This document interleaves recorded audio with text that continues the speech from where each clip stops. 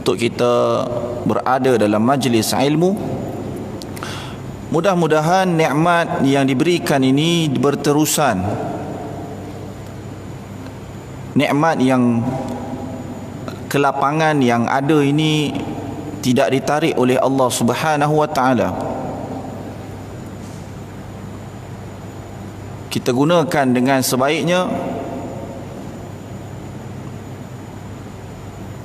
terutamanya dalam kita menikmati apa yang boleh kita laksanakan di dalam rumah Allah Subhanahu wa taala. Rata-ratanya jika kita lihat pada hari ini,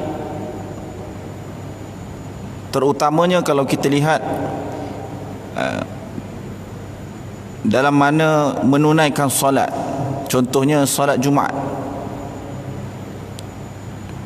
saya tak pastilah di tempat tuan-tuan ni, tapi ada sebahagian tempat yang walaupun solat Jumaat boleh dilaksanakan, tetapi masih juga tidak pergi menunaikan solat Jumaat.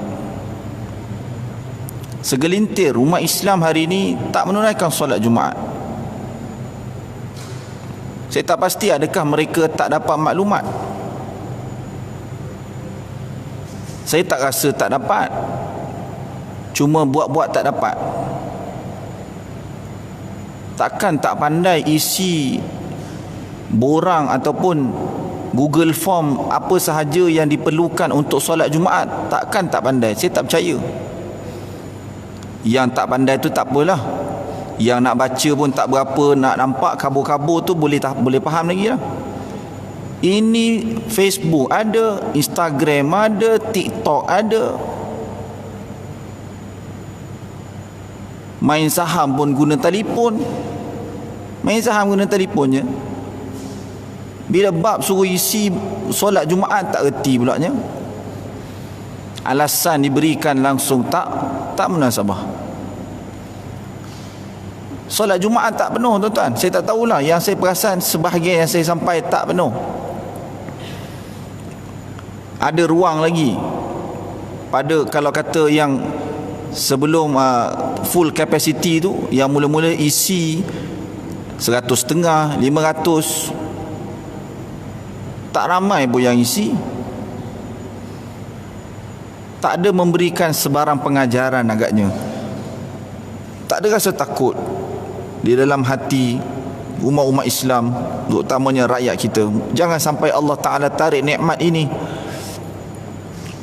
Sekiranya kita telah berusaha tapi tak dapat, tak apa, dah isi, dah isi borang dan sebagainya, tiba-tiba tidak terpilih, ataupun sekarang ni sampai terlewat.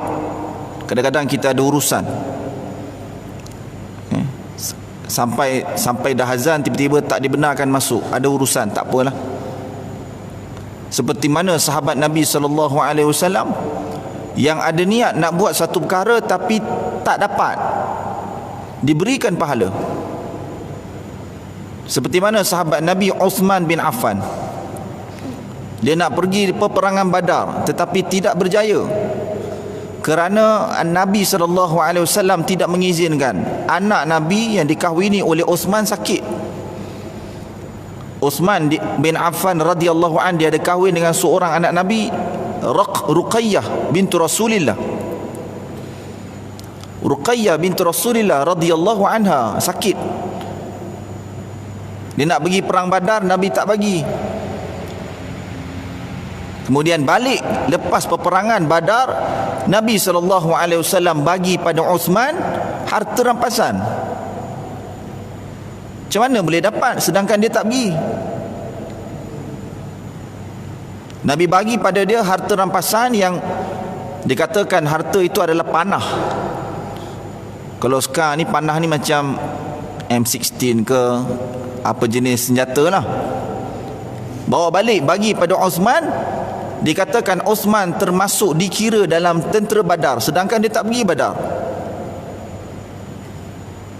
Dia tak pergi, tak dapat pergi, tak sampai pun, dia ada kat Madinah.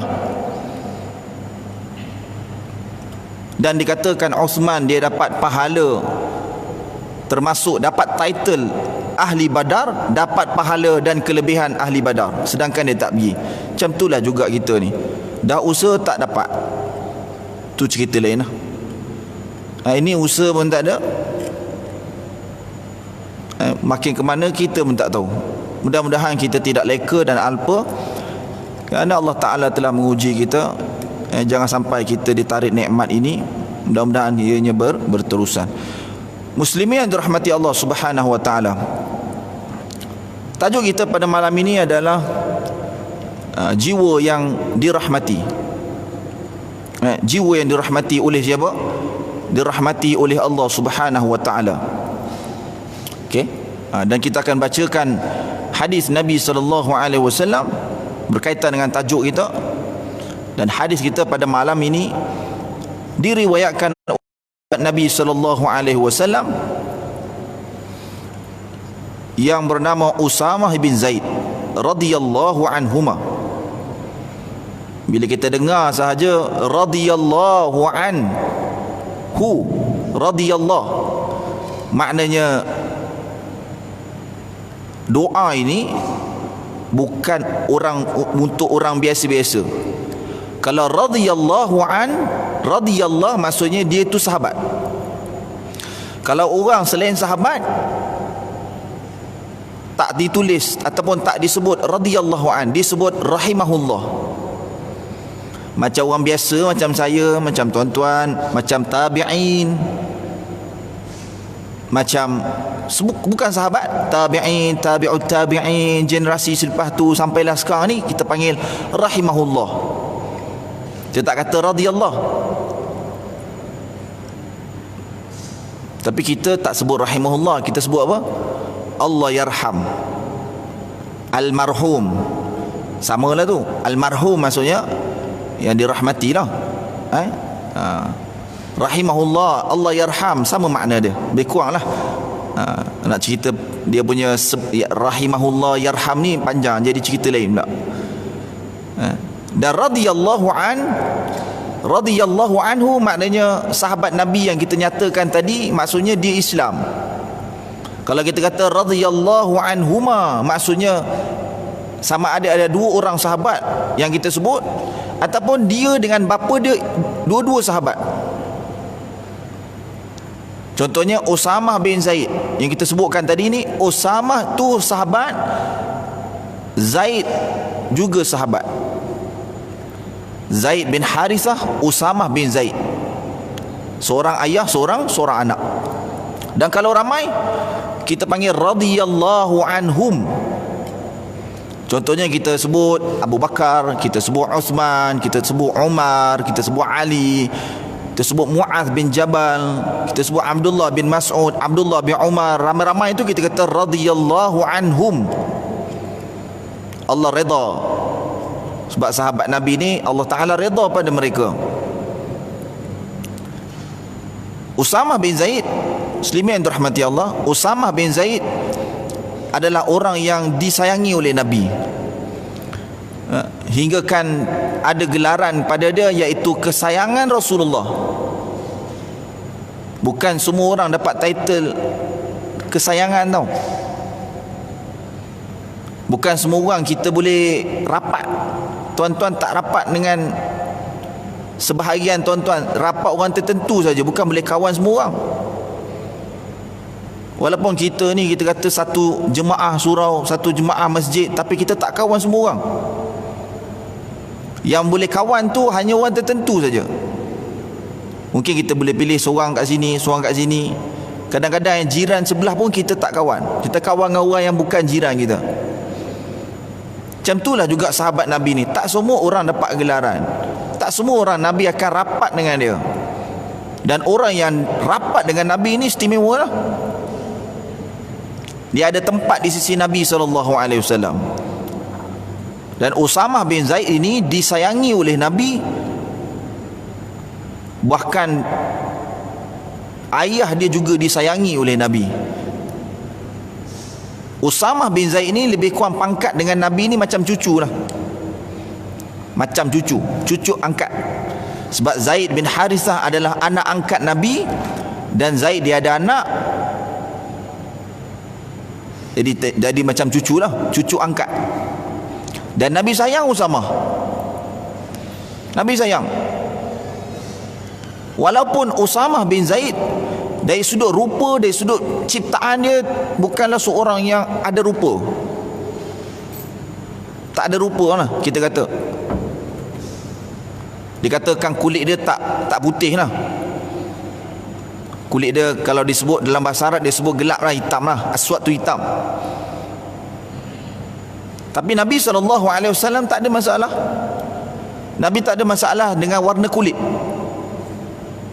Walaupun Nabi itu dicipta dengan sebaik-baik ciptaan. Nabi itu paling cantik sekali, dengan kulit yang cantik, dengan rupa yang sangat cantik. Tapi Nabi tak pilih untuk berkawan dengan orang yang ada rupa sahaja. Dan ini jelas disebutkan oleh Nabi SAW. Nabi SAW sebut dalam khutbatul wada', dalam khutbah haji Nabi. Nabi SAW pergi haji, dan waktu tu didatangi oleh puluhan ribu umat Islam. Nabi khutbah, Nabi kata apa? Tidak ada beza antara orang Arab dan juga orang Ajam. Orang Arab dan juga orang Ajam tak ada beza. Orang Arab maksudnya dia berketurunan Arab. Dia lahir-lahir mak dia cakap Arab lah, mother's tongue. Kita belajar cakap ni dengan mak kita. Kalau mak cakap Arab, dia akan cakap Arab lah. Rata-rata kita yang kat surau ni, saya rasa lahir mak tak cakap Arab pun. Jadi kalau bukan mak cakap Arab, Jawa ke Banjar ke apa ke, dia panggil Ajam. Saya Ajam, tuan-tuan Ajam. Ada yang Arab sini. Nampak pakai mask pun hidung tak nampak pun hidung. Maksudnya hidung kemik tu. Ajam lah tu. Kalau Arab hidung mancung lah. Nabi kata tak ada beza antara Ajam dan juga orang Arab, tak ada beza. Dan Nabi SAW kata tidak ada beza antara orang kulit hitam dan juga kulit merah. Merah ni putih lah, putih merah macam tu lah. Illa bittaqwa, kecuali takwa pada Allah. Nabi SAW dalam haji itu Nabi sebut pada khutbah waktu masuk di hari Arafah tu, wukuf di Arafah ada khutbah. Ni hari Arafah ni 9 Zulhijjah, pada hari Khamis sebelum raya, sehari sebelum raya tu disunatkan puasa. Tuan-tuan puasa tak? Puasa. Jangan lupa puasa sunat. Pahala besar lah, kita tak nak ulas. Pahala besar. Kalau orang buat haji, dia tak disunatkan puasa, tak sunnah dia puasa. Orang haji dia tetamu Allah. Dia duduk dekat Arafah tu, dia ada ibadah khusus, dia tak payah puasa. Tapi kita tak pergi haji ni, kita puasa pada 9 Zulhijjah. Nabi SAW dalam khutbah Nabi kata macam tu. Tak ada beza kulit hitam, kulit merah, tak ada beza Arab dan juga Ajam, kecuali takwa pada Allah. Dan apa yang disebut oleh Nabi itu, Nabi tunjuk. Bila Nabi tunjuk di hadapan semua orang yang nampak Nabi, yang lihat Nabi ketika itu, semua orang tengok Nabi waktu tu. Sebab Nabi perintahkan semua orang kena tengok dia. Nabi sebut dalam hadis, khudhu anni manasikakum, ambillah manasik haji kamu daripada aku. Haji dah ada dah sebelum Nabi, tapi dia ada beza. Jadi syariat haji, manasik haji yang Nabi buat ni ada sedikit beza. Jadi kena tengok, semua orang tengok. Ambil daripada Nabi sahaja. Bukan haji sajalah, semayang pun sama ambil daripada Nabi. Nabi kata sallu kama raaitumuni usalli, kamu semayanglah seperti mana kamu lihat aku solat. Dan Nabi SAW dilihat oleh sekalian sahabat. Nabi tunjukkan tak ada beza warna kulit ketika dah terbenam matahari. Kalau dah terbenam matahari dekat Arafah tu pergi mana? Pergi Muzdalifah. Muzdalifah kan? Dah terbenam matahari, Nabi tak bergerak lagi. Nabi duduk di atas unta, duduk di atas tunggangan. Semua orang tengok Nabi, kenapa lah tak jalan? Tiba-tiba datang seorang pemuda yang bernama Usamah bin Zaid ni duduk di atas belakang Nabi, bonceng belakang, dah duduk, barulah Nabi jalan. Orang pun tengok, boleh kawan tuan-tuan, beza usia 40 tahun. Kita tengok dengan kita, kalau orang beza 40 tahun, nah level cucu ni kecil besar tengok dia, mana nak kawan dengan dia, minum teh tarik sekali, jauh sangat nak kawan. Cucu sendiri boleh lah, cucu orang mana nak. Itu satulah cerita tentang Usamah. Banyak lagi cerita tentang Usamah ni. Antara juga yang menarik tentang Usamah ni dipilih oleh Nabi untuk jadi panglima tentera di medan tempur. Kumpulan umat Islam yang nak berperang ni menuju ke Rom diketuai oleh Usamah. Sedangkan waktu tu ada kibarul muhajirin, ada di kalangan muhajirin yang hebat-hebat, ada boleh pilih, ada syuyukhul ansar, ada orang ansar yang hebat, tapi Nabi tak pilih. Kenapa? Wallahu alam. Nabi tahulah sebab apa kan. Yang pertamanya, dia adalah karakter yang sesuai jadi ketua. Kenapa Nabi pilih dia? Wallahu alam. Itu adalah antara kisah yang menarik tentang Usamah bin Zaid radhiyallahu an. Dan hadis ni Usamah kata, arsalat ibnatun Nabi sallallahu alaihi wasallam ilaihi. Nabi sallallahu alaihi wasallam diutus oleh anak Nabi. Maksudnya anak Nabi mengutuskan utusan berjumpa dengan Nabi. Anak Nabi tak boleh jumpa Nabi, jadi dia utuskan orang untuk bagi tahu, untuk ada message. Macam kita lah, kalau kita kalau kita nak sampaikan satu message, kita guna perantara. Kita nak hantar barang ke kita hantar sendiri. Zaman sekarang ni, terutamanya musim-musim macam ni, banyak guna pos kan, kurier macam-macam lah. Waktu tak boleh rentas-rentas lagi susah, jadi kena hantar lah, pakai pos dan sebagainya. Kalau kata nak berhubung, boleh telefon, message ke, video call ke apa semua. Zaman tu tak ada. Zaman tu kena hantar wakil. Yang kita tengok tulis dekat kertas, atau gulung-gulung letak kat burung terbang, sampai tu kita tak tahu cerita tu betul ke tak betul. Tak betul burung tu sampai ke mana tau. Sangkut-sangkut balik sarang dia, bukan pergi mana kita hantar kan. Ni bukan drone boleh sampai. Drone pun tak tahu. Ini kita order barang pun sampai kat jiran sebelah. Tuan-tuan pernah beli barang tak sampai kan, sebahagian tu sampai kat lorong lain pun ada.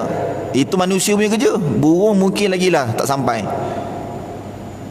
Tu cerita lain lah. Tapi nak kata zaman dulu tuan-tuan, nak ada mesej kena utuskan orang. Anak Nabi yang perempuan hantar mesej pada Nabi, yang mana wallahu ta'ala a'lam. Usamah bin Zaid dalam hadis ni dia tak sebut siapa. Dikatakan Fatimah, dikatakan juga Zainab, dikatakan juga mungkin Ruqayyah. Tapi kalau yang paling hampir, yang paling dekat sekali, kalau disebut oleh kita kata para ulama yang banyak pandangan, yang paling dekat antaranya Zainab. Zainab hantar mesej melalui utusan. Kemudian apa mesej Usamah? Inna ibnan li qubidha fa'tina. Mesej yang disampaikan pada Nabi iaitu anak lelaki Nabi sedang sakit nazak, maka minta Nabi datang. Anak kepada anak Nabi lah. Kita kata cucu Nabi lah, cucu lelaki. Sebab tiga-tiga yang kita sebutkan tadi ni semua ada anak yang meninggal kecil. Zainab ada anak meninggal kecil, lelaki. Ruqayyah pun ada anak yang meninggal masa kecil, lelaki juga. Fatimah pun ada juga. Tapi kita jangan dengar lah yang meninggal masa kecil, jangan dengar, kita jangan dengar. Tapi ada. Tapi mana satu, wallahu ta'ala alam. Kemudian Nabi tak boleh datang, sebab Nabi SAW orang yang sangat sibuk lah. Tuan-tuan dengar dia punya jawatan pun dah memang sibuk lah. Dia Nabi, dia Rasul, Rasul ni tuan-tuan, Nabi Rasul ni dia terima wahyu tau, terima wahyu, turun wahyu. Kalau ada wahyu turun, tak boleh dah nak layan benda lain dah. Macam tuan-tuan lah, kalau ada siapa call, tengok incoming call siapa, isteri call, kawan panggil pun tak dengar dah, jawab dulu. Dia akan tanya kat mana, update tau waktu tu, kat mana, kena jawab dulu. Nak kona sana sikit, pergi ceramah ke, betul ke? Itu kita lah. Ini urusan lebih penting. Ada wahyu, wahyu daripada Allah. Nabi terima wahyu, Nabi kena baca Quran dengan Jibril. Banyak tuan-tuan. Nabi kena dakwah pada manusia, semua manusia. Nabi dakwah kepada jin. Kita jin tak jumpa pun, dakwah lari kita. Nabi SAW ada isteri yang ramai. Nabi SAW banyaklah, seorang suami, Nabi seorang datuk, seorang ayah, banyaklah. Nabi ketua panglima tentera, Nabi ketua negara, semua Nabi buat. Jadi Nabi sibuklah, jadi Nabi tak boleh datang. Apa Nabi kata? Nabi kata yuqri'us salam. Nabi pun kata pada utusan tu, sampaikan salam pada anak dia. Macam kita kan, kita kirim salam, itulah tu, kirim salam tu, betul lah tu. Kemudian apa Nabi kata? Nabi tak cakap tu saja. Nabi kata bagi salam dan kemudian bacakan pada anak Nabi tu, inna lillahi ma akhadh wa lahu ma a'ta. Inna lillahi ma akhadh, sesungguhnya apa yang Allah bagi dan apa yang diambil semua adalah daripada Dia. Apa yang kita dapat dan apa yang hilang daripada kita, tu semua Allah Ta'ala yang punya. Pelbagai cara lah Allah Ta'ala nak ambil. Kadang-kadang selipar, contoh kita punya selipar hilang, kadang-kadang kucing buat lari je, tu jadi sebab dia, tapi memang nak hilang. Kadang-kadang kena hanyut air, kadang-kadang memang betul orang curi, itu sebab. Tapi semua milik Allah Azza wa Jalla, semua milik Allah. Dan orang yang ditimpa dengan musibah, orang ditimpa dengan kematian ini, dia perlukan benda ni. Kadang-kadang bila dia kena suatu musibah yang besar, contohnya kematian, kadang-kadang dia lupalah, betul tak? Kadang-kadang dia habis. Terutamanya kaum wanita lah, terutamanya Arab zaman jahiliyah, lagi dahsyat. Sebab itu Nabi pernah melarang wanita pergi ke perkuburan. Pada awal-awalnya Nabi larang, Nabi tak bagi.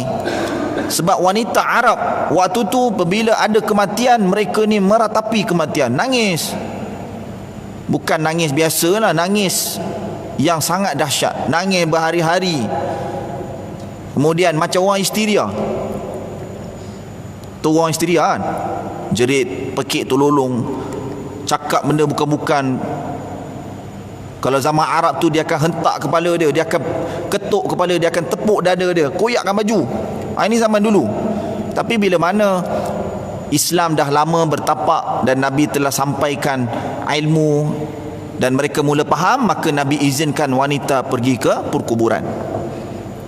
Okey. Jadi bila mana dapat benda ni, innalillahi ma akhadh, kalau dia faham makna dia, dia cuba tenung dan dia akan faham, dia akan boleh tenang. Kembali pada Allah. Innalillahi ma akhadh wa lahu ma a'ta wa kullun 'indahu bi ajalin musamma. Dan setiap sesuatu itu di sisi Allah Ta'ala telah ditakdirkan, ada penghujung bagi dia. Semua ada, dunia ni pun ada, manusia apatah lagi. Tuan-tuan akan sampai masa dia, tuan-tuan akan tinggalkan dunia ni. Saya, tuan-tuan semualah. Kita tengok jiran kita, kita tengok sahabat kita, kita tengok kaum kerabat kita, kita tengok keluarga kita yang telah pergi. Akan datang kita akan menyusul. Kita pergi kat ni, percaya tuan-tuan, kita pergi. Nak tahan berapa lama kat dunia ni, saya rasa tak lama sangat lah. Dengan tuan-tuan makan mi segera banyaknya zaman sekarang ni, dengan makan makanan laju kan, panggil fast food lah. Makanan laju, macam-macam makanan lah sekarang ni kan. Mana maunya hidup sampai 95. Tak sampai tuan-tuan. Kalau sampai tu hebat lah tu, Masya Allah, umur panjang. Dan Nabi SAW teruskan lagi, fal tasbir wal tahtasib. Ini mesej Nabi sampaikan. Nabi kata pada mesej tadi tu sampai pada anak Nabi, maka sabar dan tahtasib, maka mengharapkan pahala daripada kesabaran tersebut. Apa lagi nak harap? Dapatkan pahala lah. Dan musibah ni untuk kita dapat pahala. Musibah ni untuk kita dapat pahala. Allah Ta'ala uji dengan kematian. Macam-macam musibah kita timpa, kalau kita sabar kita akan dapat pahala.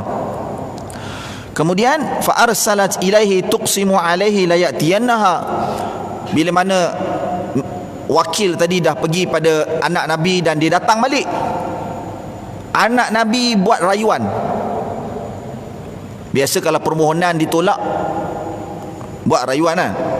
Macam itulah anak Nabi, bila mana dia minta Nabi datang tengok cucu dia sedang sakit, Nabi tak boleh pergi waktu tu, dia buat rayuan, datang balik minta Nabi datang.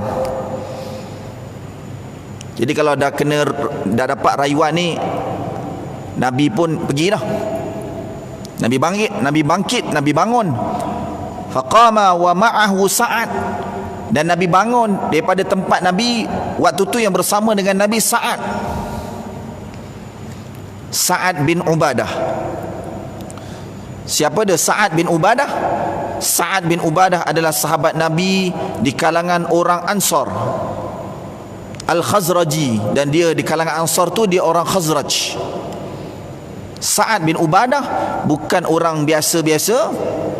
Nabi SAW ketika Nabi dah wafat, Nabi dah meninggal, calon nombor 1 di kalangan orang Ansar Sa'ad. Sedangkan sahabat Nabi di kalangan Ansar ni ramai. Nak ganti Nabi jadi pemimpin ni kena cari orang yang hebat di kalangan dia juga. Maka tak ada orang lain lah. Waktu tu calon dia adalah Sa'ad bin Ubadah. Dan kisah ini panjang. Kisah ini adalah kisah yang berlaku di Saqifah Bani Sa'idah.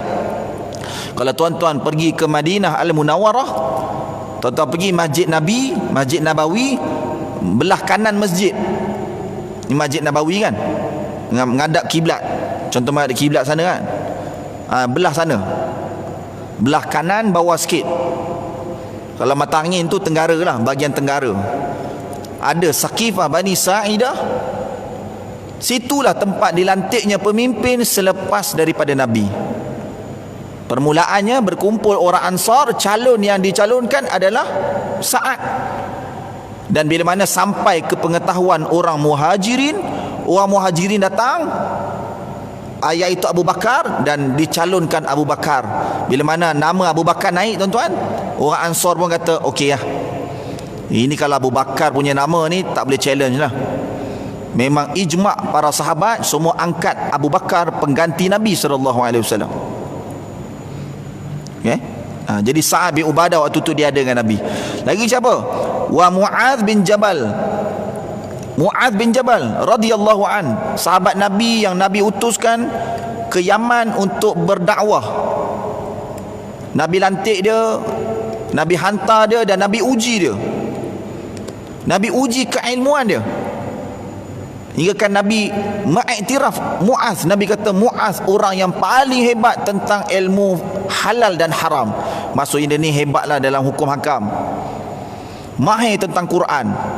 Sebab dia nak pergi berdakwah ni di kalangan yang dia nak pergi dakwah dekat Yaman ni orang ahli kitab, orang Yahudi Nasrani. Tuan-tuan, kalau kita berhadapan dengan orang Yahudi dan Nasrani, kalau kita pun tak mahir, bungkus kita. Tuan-tuan tengok macam pendakwa yang level international sekarang, yang Zakir Naik contoh kan. Tuan-tuan tengok dia berbincang, macam mana dia debate dengan orang yang Kristian dan sebagainya. Tuan-tuan tengok pun tuan-tuan tengah-tengah. Kalau tuan-tuan tengok Mu'adz bin Jabal, saya rasa biar lagi hebat Mu'adz bin Jabal. tahu tentang Quran, selok-belok dan sebagainya. Dan Muaz bin Jabal berjaya, mission dakwah berjaya mengislamkan orang Yaman. Tapi dia tak meninggal kat Yaman. Bila mana Nabi wafat, zaman pemerintahan selepas Nabi itu, dia pergi ke Syam dan dia meninggal di sana. Dia kena penyakit wabak. Bukan Covid lah, Covid ni baru. Nama pun 19 tahun lepas punya. Zaman dulu ta'un wabak ta'un Amwas. Ta'un Amwas dekat Syam, puluh ribu juga yang mati. Kalau nisbahkan kepada bilangan manusia, kita kata ratio pada zaman dulu dengan yang mati tu ramai macam sekarang lah. Sekarang ni ramai. Cuma sebab bilangan manusia pun bertambah, jadi ramai lah. Zaman dulu pun ramai. Dengan tak ada media sosial dia susah nak kawal. Nak bagi tahu jangan pergi sana, jangan pergi sini. Sekarang ni boleh bagi tahu kat TV, bagi tahu kat media sosial jangan pergi. Kalau dulu lagi susah. Kita kata ta'un Amwas ni menyebabkan ramai di kalangan sahabat mati di sana, di Syam. Okey. Dan kemudian Ubay bin Ka'ab adalah sahabat Nabi yang hebat tentang Quran, hebat tentang Al-Quran, aqra'uhum, paling aqra' bacaan dia. Tak semua orang Nabi puji bacaan dia. Kita ni kalau baca depan Nabi lah, agak-agak Nabi macam ni ke, macam ni ke, bagus ke tak bagus, tuan-tuan? Tuan-tuan nilai lah masing-masing. Kalau dapat pujian Nabi ni, maksudnya dia bukan biasa. Kemudian Zaid bin Sabit, dan sahabat Nabi yang bernama Zaid bin Sabit juga pakar tentang Quran dan juga hebat tentang ilmu faraid. Ilmu faraid ni penting, tuan-tuan. Ilmu tentang harta selepas daripada kematian, berapa banyak ditinggalkan oleh si mati, itu akan dibahagi-bahagikan. Jangan ikutlah mana-mana adat ke, yang kata ada adat, sebahagian adat kita kan macam-macam ni kan. Nak ikut rasa, nak ikut macam ni, tak adil dan sebagainya. Adil, itulah syariat yang dibawakan oleh Nabi, itulah yang benar-benar adil sebenarnya. Kadang-kadang ada orang ada bertikai, tuan-tuan. Banyak orang bertikai, tak puas sana, tak puas situ. Tapi itulah yang telah ditetapkan oleh Allah, yang dibawakan oleh sahabat Nabi ni. Ilmu yang kita dapat hari ni, keislaman kita dapat hari ni, kemungkinan besar semua daripada sahabat ni tadi. Warijal, dan ramai lagi di kalangan sahabat. Farufi'a ila Rasulillah sallallahu alaihi wasallam as-sabi wa nafsuhu taqaqa'u ka'annaha shan. Dan Nabi bila mana sampai ke rumah anak Nabi tu, Nabi angkat baby tadi tu, cucu Nabi, dalam keadaan nafas dia bergelombang lah, sesak nafas, hinggalah dia meninggal lah. Kita kalau tengok orang nak meninggal ni, sama ada dia tak respon ataupun dia susah, dia nafas tu tanda-tanda nak meninggal lah tu. Nak panggil doktor boleh lah, tapi jangan semua panggil doktor, seorang cukup lah. Tugas orang yang berada di sisi tu talqin dengan dia, la ilaha illallah. Bisik kat telinga dia kan, la ilaha illallah. Sebab orang yang berada dalam keadaan nak meninggal ni, kita panggil istihdar, datangnya sakaratul maut. Dia mabuk, tuan-tuan. Dia mabuk ni bukan apa, dia tak boleh berfikir. Sakarat ni mabuk lah, mabuk sakit. Orang kalau mabuk minum arak, tuan-tuan, dia tak boleh lurus. Bawa kereta pun tak ke depan lah, ke kanan, ke kiri. Cakap pun tak boleh, tak lurus. Macam tu juga orang sakit, dia perlukan bantuan. Jadi orang yang berada di sisi dia, talqin dengan dia, la ilaha illallah. Kemudian sahabat Nabi berkata, kemudian Nabi nangis lah. Bila mana tengok cucu Nabi ni sakit, Nabi pun nangis. Kemudian sahabat Nabi tanya, Sa'ad kata, ya Rasulullah, ma hadha? Rasulullah, ni apa ni? Tuan-tuan, sahabat Nabi ni kalau Nabi nangis, mereka pun nangis. Sahabat Nabi ni kalau Nabi gembira, mereka gembira. Kalau Nabi marah, dia orang tak marah balik lah. Tak ada lah. Tapi kalau Nabi marah dengan benda tu, mereka pun marah lah benda tu. Kalau Nabi marah mereka tak marah balik lah. Itu sahabat Nabi. Nabi nangis, mereka tanya, ni apa? Kemudian Rasulullah kata, hadhi rahmatun ja'alaha Allahu fi qulubi ibadi. Nabi kata, ini adalah rahmat, kasih sayang, rahmat Allah Ta'ala campakkan di dalam hati hamba-hamba dia. Wa innama yarhamullahu min ibadihi ruhama. Dan Nabi kata, sesungguhnya Allah Ta'ala merahmati kepada orang-orang yang merahmati. Ya, tuan, kita bagi laluan azan dan kita sambung dalam sikit dan kita solat.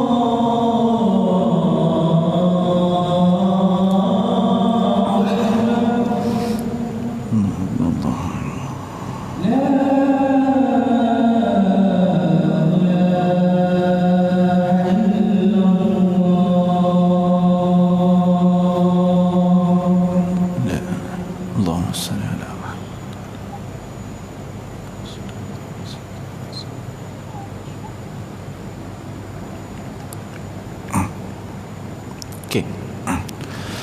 Sikit dia, kemudian kita solat. Nabi SAW kata, innama yarhamullahu min ibadihi ar-ruhama. Allah Ta'ala merahmati kepada hamba-hamba dia yang merahmati. Seseorang yang nak dirahmati oleh Allah, maka kena tunjukkan yang dia rahmat pada orang. Contohnya macam Nabi tadi. Ada anak cucu Nabi meninggal dunia, Nabi akan nangis. Bukan cucu saja, anak Nabi yang lelaki semua meninggal dunia masa kecil pun Nabi nangis. Bukan Nabi tak bagi nangis, Nabi tak bagi nangis berlebihan hingga sampai kepada meratapi, tak dibolehkan. Tapi menangis tu biasalah, menunjukkan dia ada hati yang rahmat, sayang, tunjukkan sayang. Takkan tak boleh nangis? Islam agama rahmat, penuh dengan kasih sayang. Tak boleh nangis ke? Boleh. Ada meninggal je duduk macam tu. Orang kata besar tu tahan, tak boleh nangis. Tak, Islam kata boleh nangis. Nangis. tunjukkan sayang tu, Allah Ta'ala akan bagi kasih sayang pada dia. Ini benda biasa tuan-tuan.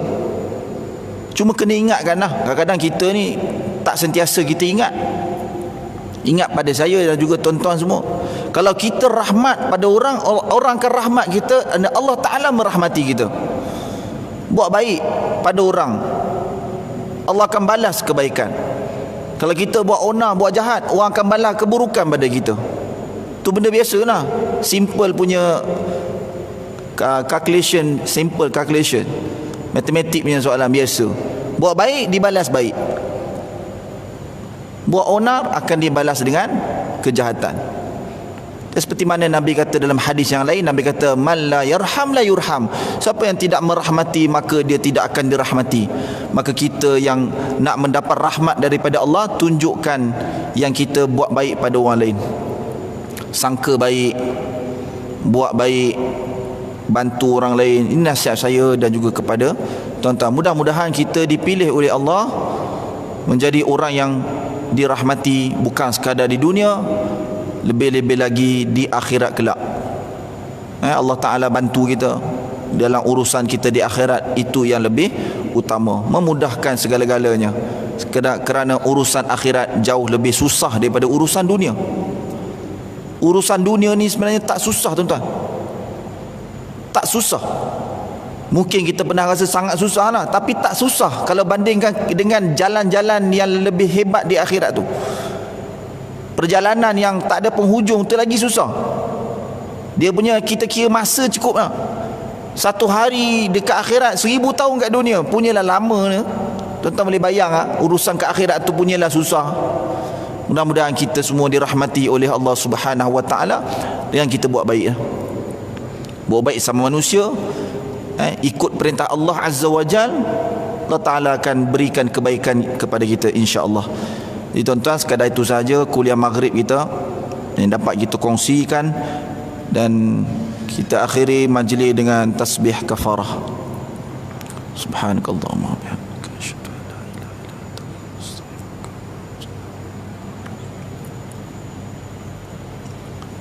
أقول قولي هذا وأستغفر الله العظيم لي ولكم، والسلام عليكم ورحمة الله وبركاته.